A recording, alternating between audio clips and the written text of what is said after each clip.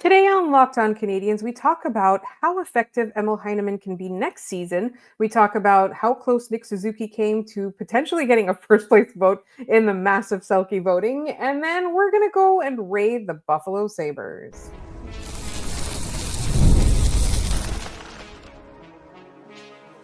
You are Locked On Canadiens, your daily podcast on the Montreal Canadiens. Part of the Locked On Podcast Network, your team every day. Hi there, everyone, and welcome to another episode of Locked On Canadians. We want to thank you all for making us your first listen of the day. As you know, we're free and available wherever you get your podcasts, as well as on YouTube, part of the Locked On Podcast Network, your team every day. My name is Laura Saba, also known as the Active Stick, and I'm joined, as always, by the wonderful Ian Boisvert, also known as Maybe It's Ian. The Buffalo Sabres are in disarray, and we're looking forward to going through their roster and picking at that carcass a little bit later in today's show. But first, Ian, we've got lots to talk about that are actually like players that are on the Canadiens.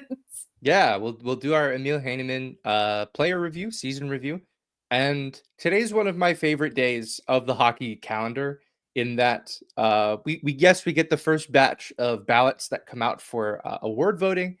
But more importantly, we get the PW or the Hockey Writers Association has this very odd decision that they love to just throw their writers under the bus for not filling out awards ballots properly. So we'll go into that. It's one of my favorite days of the hockey calendar. I'm not even being a little joking about that.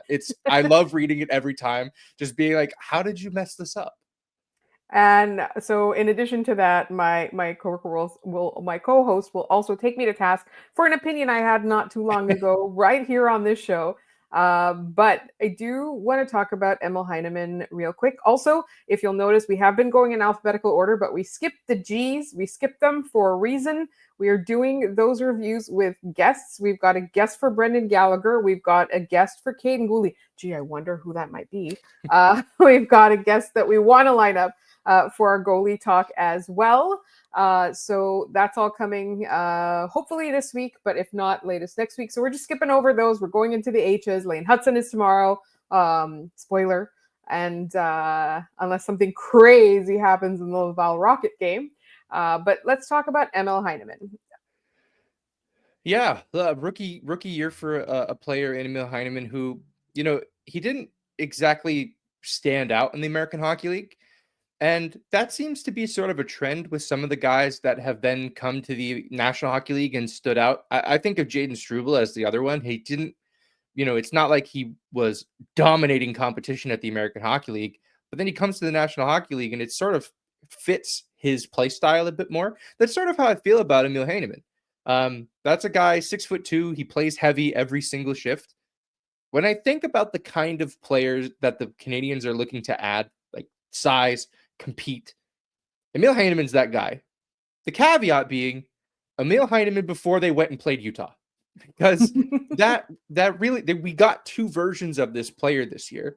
The one right before that injury, who was at the time among the best rookie goal scorers in the National Hockey League, and then he gets hit by that car in Utah.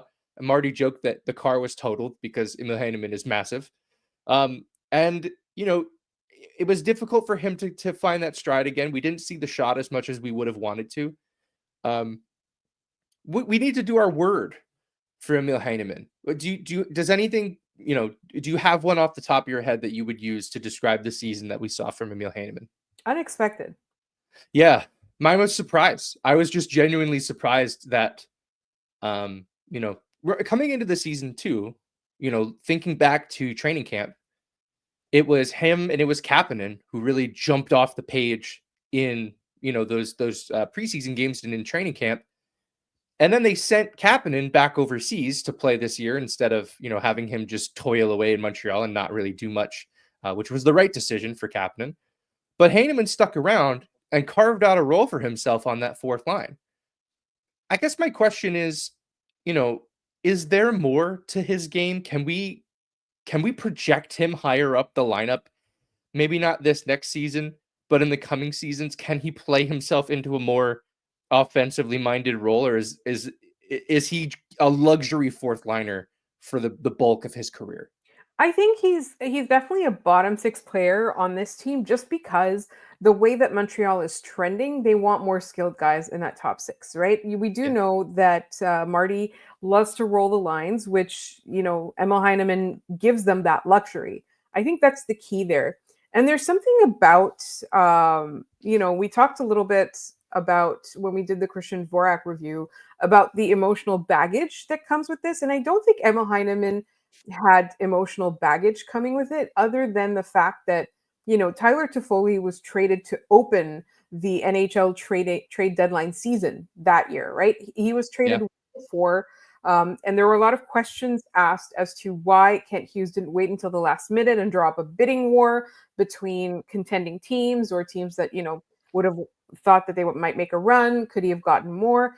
And it felt from what we were hearing around that trade that Emil Heineman was really a guy they had their eye on, right? Whether it was Jeff Gorton or Kent Hughes, that was definitely a guy that was targeted by the organization. And then there were a lot of question marks, not just from Montreal, but also at the time with Calgary, right? Like Calgary Flames fans were like, this seems like a fleecing for Calgary, right? Like Montreal got fleeced here. And I think there's a really funny video too of Tyler Toffoli getting off the bus, arriving at the World Championships that year, and like passed by Emil Heineman, and someone asked, "Who is that?" And he goes, "That's the guy I got traded for," or something like that. It was like the way the conversation went. I can't remember exactly, but the video's out there. I can't remember exactly what it was, but it was like a "Who the f is that guy" kind of thing. Like, not in a bad way, just more in a like I have no idea who that guy is, right? Yeah.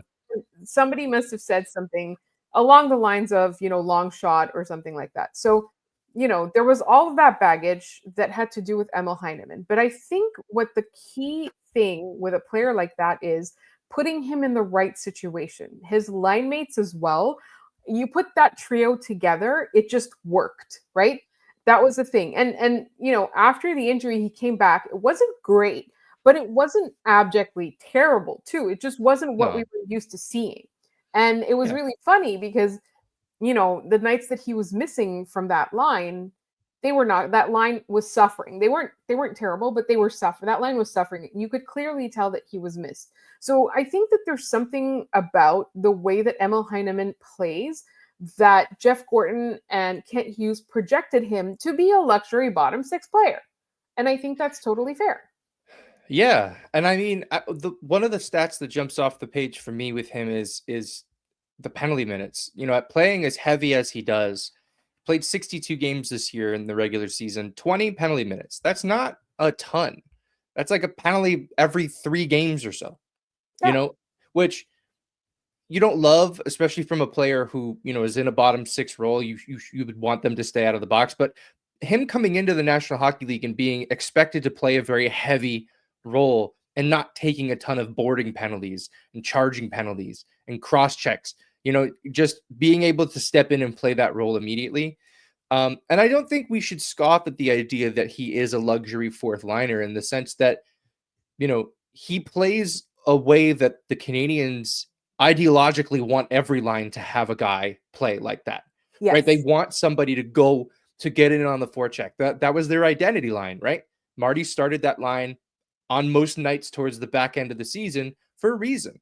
He knows that if they win the draw, great, they can get to work, just chipping the puck in deep and getting an offensive zone faceoff. Or if we lose the opening draw, they're going to put those guys through the end boards. I think a lot of that line sort of falling apart towards the end of the way was less so about Heineman and less so about Evans and more so about Armia not being able to play. He was dealing with a wrist injury for all of that. I think that, people, you can't pay a lot of money for fourth liners, and I agree with that. And he's still on his entry-level deal, so we don't need to broach that conversation just yet. But that's a guy who you would like to have for a long time on your fourth line. He plays a way that, is projectable as an NHL fourth liner. Who was it the other day who we were talking about where their floor is low, but their ceiling is like also the same thing? Like they're just consistent. That's what I feel about Emil Heineman. Yeah. It was either Jake Evans or Owen Beck, depending on. I think it's Jake Evans. I think that's who it was. Yeah. And sure enough, same line, right? So Yeah. I think it fits. I really like what this player brings. I'm looking forward to seeing how maybe he can evolve. Mhm. Maybe he stays on power play 2 next year, and we get to see that shot a little bit more because he's got an absolute missile of a Yes. shot. So Yeah. looking forward to seeing more of that. So real quick before we move on to the fun voting stories, real quick, what do we think next year? Do we think that he's going to be as impactful defensively and offensively as he was this year? I think so, and I think they're going to lean on him more on that fourth line, especially if Armia doesn't come back. Yeah, it's going So to be they're gonna need him, and it's a good player to need because you have him. interesting. Absolutely. All right. Next, we are going to talk about the Selke voting, and Ian has promised me some shenanigans. So that's what's coming up. Stay tuned.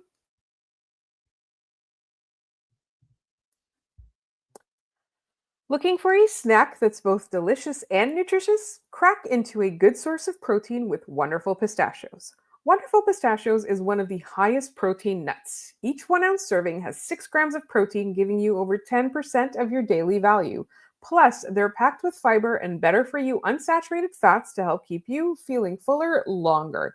Personally, I love the no shells variety. It is the perfect grab and go snack for busy days. Whether I'm snacking at my desk, on a road trip, or just need a quick protein boost, they're always my go to. If you love cracking open every shell for that satisfying crunch, the in shell options are a classic favorite. The no shells Wonderful Pistachios have that grab and go ease, which I really, really appreciate. But once in a while, you just want that satisfying crack, and you can make, little towers with the shells on your desk while you're taking a break from work. But definitely, Wonderful Pistachios are the way to go. They work as hard as you do. Get snacking and get cracking with the snack that packs a protein punch. Visit wonderfulpistachios.com to learn more.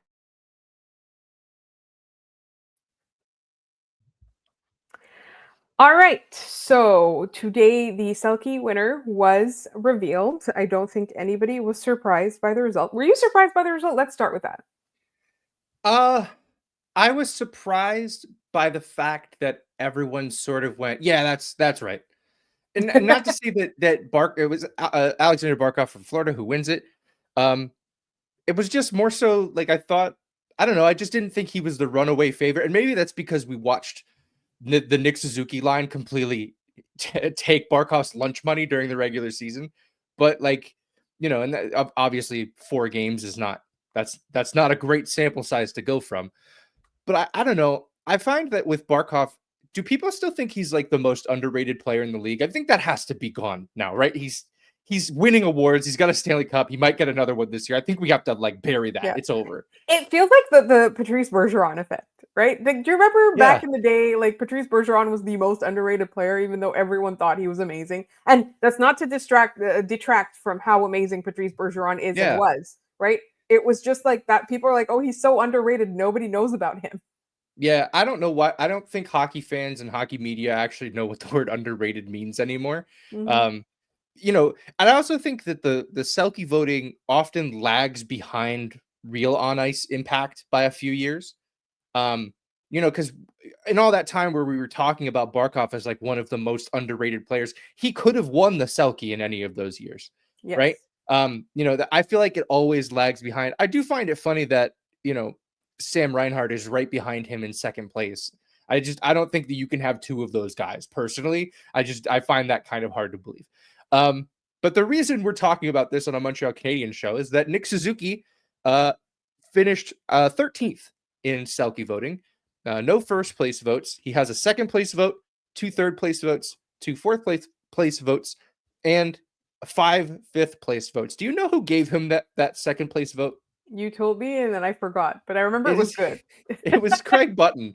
And if you watched any of the TSN broadcasts, especially when the Canadiens head out west, and they bring on Craig Button because he lives out there to do some of the color commentary during the games, he has the biggest crush on Nick Suzuki I've ever seen, and it's all warranted. He loves all the little things. Yes, he's obsessed with this player, and rightfully so. Like, we love Suzuki. We've loved the impact that he's had. And when I say like Selke voting kind of lags behind real time, like Nick Suzuki did all of this on a pretty mediocre team when looking at the scope of the National Hockey League. As the Canadiens get more attention, as they do better and they go on deeper playoff runs, that's going to change. Like, he's not going to finish in double digits. We're going to start seeing him move up that list. It lags behind in the eyes of the national media. Yeah, you know what it reminds me of is, and again, I don't like this guy. Like, there's something about him I hate. Drew Doughty, right? Sure. He was due for a long time, but when he finally got it, it was not, what was it? What was the award? He got the Norris, right? Yeah. It was way too late, but that's going to happen to Nick Suzuki. It's like, eventually they're going to be like, well, we were supposed to, give him a Selke at some point Right. before he retires. So, it's going to be a year where he doesn't deserve it, and everyone's going to be mad. Yeah, it's like Shea Weber retired without a Norris, and it was kind of unfair because he was having some of the best seasons as a defenseman alongside like Nick Lidstrom. Yeah. And then, Lidstrom takes a step back and you think, oh, this is his year. Then Erik Karlsson has one of the greatest seasons by a defenseman of all time. It's just, it was sort of cosmically unfair that happened to that player. Yeah. But now that we've kind of discussed we've done the meat and potatoes, we get to have a little dessert with this. The Pro Hockey Writers Association every year publishes their ballots. Now the ballots are entirely public, as now that they kind of sprinkle the awards throughout the summer. They only release the ballots as the awards go out, but they do give us a little tidbit of information about guys who messed up their ballots. First, before I get into that, before we kind of not name and shame, but like just go through how this can happen. Is it cool that the Writers Association does this? I kind of think it's incredibly extra, and I'm just like indulging in their, sort of throwing under the bus of their own writers. Like, is this weird? I don't think it's weird, given how, like, before it was like so covered up, right? And like it was sacrosanct, and then we couldn't question them on their behavior. Yeah, right. It's true. On their choices, because there was a lot of favoritism. There's like, this guy was nice to me in the locker room, I'm going to give him a vote, even though it's actually that guy's year. Well, and we're a Canadian show. We should mention this. The year that Jose Theodore won the Hart Trophy, the reason he won it is a Montreal voter left Jerome McGinley off his ballot entirely, which was like Not malpractice to do Yeah. at that time. Yeah. So that's why these things are public now. But let's go through this. Out of 197 ballots distributed, 5 selected voters did not return a ballot in the allotted time. Jim McBride of the Boston Globe, Eric Erlandson of the Lightning Insider, Marty Klinkenberg of Global Mail, Tim Booth of the Seattle Times, Michael Trakos of the Hockey News. As per PHWA policy, those members have lost future voting privileges. Forever? You have I guess so. I don't know how you get reinstated. Like, how you get the opportunity to vote on some of the most prestigious awards in the sport. You got to turn in a ballot on time. That's to me, like, you probably don't, it should get taken away at that point, honestly. Oh, you don't even have to get the votes right. You just gotta send it back. Just turn it in. Yeah.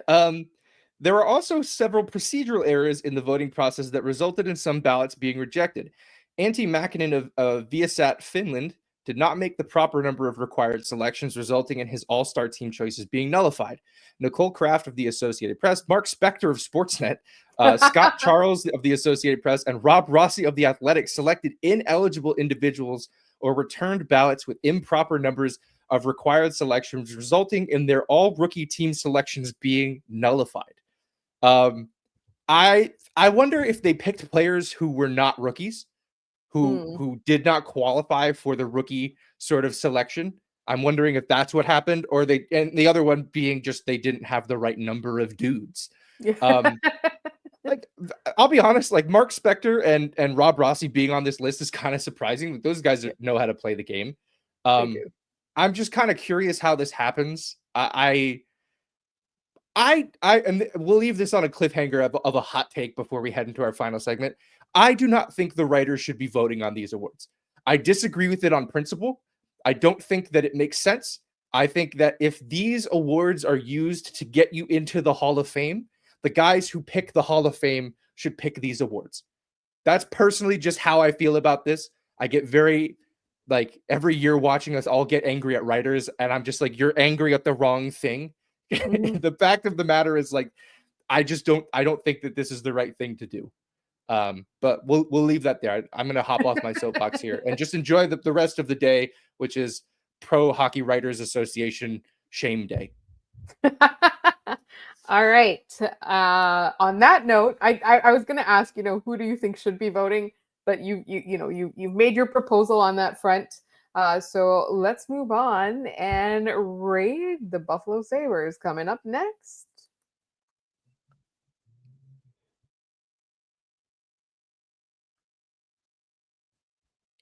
So before we start with the Buffalo Sabres rating, this is a team that is in disarray. We have said this about this team.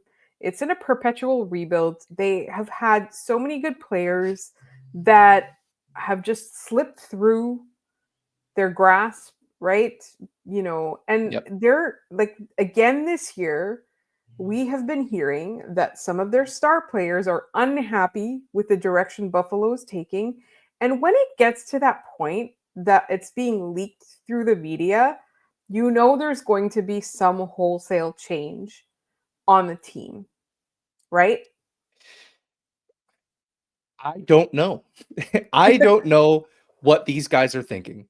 I genuinely struggle. I love the city of Buffalo a lot. I've gone a bunch. I love the fact that it is a hockey town. There's not a lot of them in the National Hockey League. Buffalo is one. It's a shame what they've done. It's a shame what the Pagulas have done to that franchise and that fan base. I genuinely am so confused as to what they're trying to do. Because, like, if you wanted to rebuild, you could, but like all of the things you would be trading away are things that you would want to rebuild with. So, like, are we just hitting the reset to hit the reset? I'm very curious about what Jarmo Kekalainen coming in is going to do at all. Like, I genuinely don't know why you would hire that guy of all people to come in and try to fix this mess. I just look up and down their Puckpedia page. We're rating the Buffalo Sabres right now, right? All of them. Like, this is a good hockey team on paper. How is it failing? I don't know what's going on. Yeah. All right. So let's get into some of these players. I mean, the Canadiens right now, it looks like their goaltending, like they're going to figure it out, right? I'm not saying it's set. I'm saying they're going to figure it out. So we're not looking at Devin Levi like we were a year and a half ago, right? Sure. We were coveting him a year and a half ago. So I think it's fair to say that he's not necessarily a player that we are targeting on our trade board. Yeah, like you said, in a different time, that would have made a lot of sense. But now with Jakub Dobeš potentially emerging as a guy who could take an NHL job, obviously Jacob Fowler is on the way. I think Primo, unfortunately, over the last few games might have played himself out of, that conversation entirely. But yeah, I don't think Devin Levi is on that list. I want to start with Tage Thompson because I went on vacation, Laura, and I came back to, you ever see that GIF from the show Community where Don Glover's character walks in with the pizzas and the whole room is on fire? That was me checking the comments after you said you didn't want Tage Thompson. The views of some of the hosts expressed on the show do not stand for all of us. Give me 8 Tage Thompsons, please. That's crazy work. I love you to death, Laura. That's wild. Okay, so I have to confess, because like the listeners also like demanded my reasoning, and I couldn't come up with a reason. I actually really love Tage Thompson, but I was just trying to do the thing where people are like contrary. I was a little bit intimidated by the idea of hosting by myself, so I didn't allow myself to not go for the cheap. I feel like the rest of that week I had some pretty balanced takes, but like the worst part is I said I didn't want him. I didn't explain why, and then the next day when people asked me to explain it, my explanation wasn't even good enough. So that's exactly what happened. Like the Donald Glover, like you come in and everything's on fire and you just walk back out. It was everything I was afraid of doing in my first solo show. So it's good to know that with time, that will still be a fear that I have to have.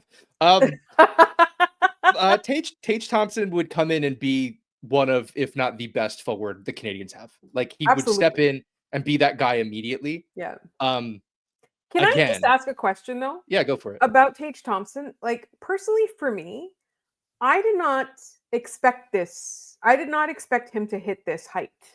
No, it came out of nowhere, right? Like Yes. he had one season where he was starting to like put it together, and then Buffalo threw a massive contract at him, and everyone went, "What are you doing?" And the next season, he was one of the best players in the league. And you were like, where did this come from? Yeah. Like, good on the Buffalo Sabres for getting that done. Again, Sometimes crazy how you things can right. how you can get that right and not do anything else with that is what. And you have 2 first overall pick defensemen in Owen Power and Rasmus Dahlin. You still can't figure it. It's criminal what they're doing to that team. Sabres fans, so sorry. This is not fair to you guys at all. The other name that keeps popping up, let's do a defenseman because, you know, who doesn't want another defenseman? Bowen Byram doesn't have a contract. He's coming off a bridge deal, 2 years, $3.85 million. 6 foot, 6'1", 205. He is a 23-year-old left shot defenseman. Again, like, this would be perfect if the Canadiens did not have 6 guys who could play on the left side in the National Hockey League next year. Yeah, that was my argument against him too. Is simply the Canadiens aren't, you know, they don't need that, because he would come cheap because he didn't have a great year, but he projects to be really good. And also, like, for all the things they do get right, it does feel like the Buffalo Sabres don't really know what they're doing. Like, why would you come right out and talk about the thing about Florida and the destination and all of that? Dude, I feel like the loser energy emanating from there. And like you said, you mentioned a number of players. Like, I was like, I can't believe Rasmus Dahlin is still there, because if I were him, I would be trying to go somewhere get else me because I have out so of much here, talent. dude. Anywhere else but here. Yeah. Yeah, I almost forgot about the palm trees quote, which that was one that I read first, and I was like, it probably plays better live. It absolutely did not. It was Absolutely. so bad. No. Such loser energy from that front office. I don't know how Kevin Adams is still in charge there. I mean, maybe that's why they brought in Kekalainen, but like, you still have the guy that's there. You know, it doesn't make much sense to me. The last one I want to talk about is JJ Peterka, because it looks like he might get offer sheeted this year. Mm-hmm. He's actually at the top of the list, because I think probably for realistic purposes, right? There's guys that you would want more, like Mason McTavish or whatever. He's actually at the top of the list of a lot of people's offer sheet boards. Yeah, and I don't know why that is, because Buffalo has $23 million in cap space. They're probably just gonna match. And if they don't, like, you've probably overspent to get this player, they'll take your picks, and maybe that makes them decide, okay, maybe we just try to rebuild this quickly, see if we can get Gavin McKenna in next year's draft somehow. I just, like, again, this is a team that I think Montreal, if they had their way, would be able to pick some people off of it. But I think Buffalo just not knowing what they want to do, what they want to be, and all of these players being so angry about being Buffalo Sabres still, like, it's frustrating. I mean, we were there for a game in March. The fans, they were mad. They don't like watching this team. Like, we were olaying towards the end of the game, and I saw a group of Sabres fans walking by us and like conducting us as we were singing the about song. right. Yeah, because they're just like, yeah, you know, you guys walk in here and take our lunch money, like, that's fine. I hate seeing what's happened to this team. I know that's not the point of these raid segments, but I hate seeing it. No, I absolutely. And here's the thing: like, I know that there's a lot of people in that front office. They're incredibly smart, right? I don't know what's going on at the top of it, right? But like some of the people, like I've you know, they're people that I used to read. Like, I used to read what they had to say about hockey, right? Like, they're from the like Eric Tulsky cohort, right? Sure. So I would, you know, all of those great minds are there, and then all that great talent is there on the ice. So I don't understand how this is happening. It doesn't make sense. It defies reason. I don't see how they get it done under this administration, under this ownership, under this coach. Why is Lindy Ruff there, man? Like, I can't believe after all these years they decided, yep, Lindy Ruff's still our guy. We're going back to him. I mean, that it makes a lot of sense that it's underperforming, right? You know, you have like all of these like forward-thinking people in your assistant GM roles, or you know, they have like, you know, director roles on the team, and then you've got Lindy Ruff. You know, you've got Kevin Att, you've got Jarmo Kekalainen. Like, all those are all. I know Jarmo is quote unquote, he was new when he first got hired in Columbus. He was a new idea, a fresh idea. He's not a fresh idea anymore. He's turned into an old school hockey guy. Yep, and he didn't get anywhere in Columbus. Like he just did. A lot of the issues that plagued the Blue Jackets are what is plaguing Buffalo, and great fan base. They just can't get it done.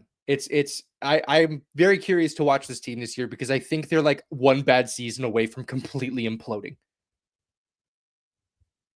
Absolutely. And the guys that I was thinking of were Sam Ventura and Matt Barlow. So if you've been in, hockey analytics and that kind of circle, like they're some of the most respected people in that milieu. And I don't get it. But there's a lot of staff there, so I don't recognize all of them. But they've definitely got guys that like I would literally read them to learn about hockey. Yeah. Yep. The Buffalo Sabres should try reading what they have to say. Anyway, let's do our trivia questions and get out of here.